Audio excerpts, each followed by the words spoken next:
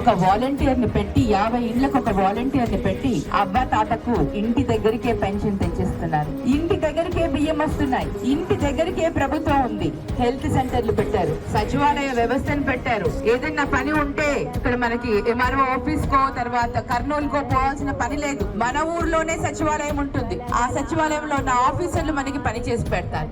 ఆ విధంగా జగనన్న ప్రతి ఒక్కరి గురించి ఆలోచించి, ప్రతి ఒక్క పేదవాళ్ళ గురించి ఆలోచించి, ప్రతి ఒక్కరు కూడా మహిళలు అందరూ కూడా ఆర్థికంగా మీరు బలోపేతమైతే మీ కుటుంబాలు సంతోషంగా ఉంటాయని, మీ కుటుంబాలు సంతోషంగా ఉంటే గ్రామం కూడా అభివృద్ధి చెందుతుంది అని, మహిళలైన మీకు ఆర్థికంగా బలోపేతం చేయాలని మీ అందరికీ కూడా అకౌంట్స్ లో డబ్బులు వేస్తున్నారు.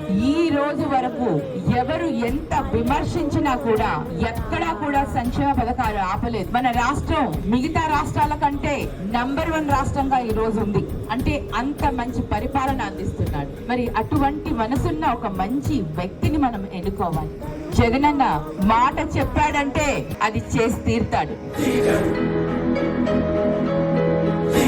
ఫ్యాన్ గుర్తుకే ఓటేద్దాం, సంక్షేమాభివృద్ధిని కొనసాగిద్దాం.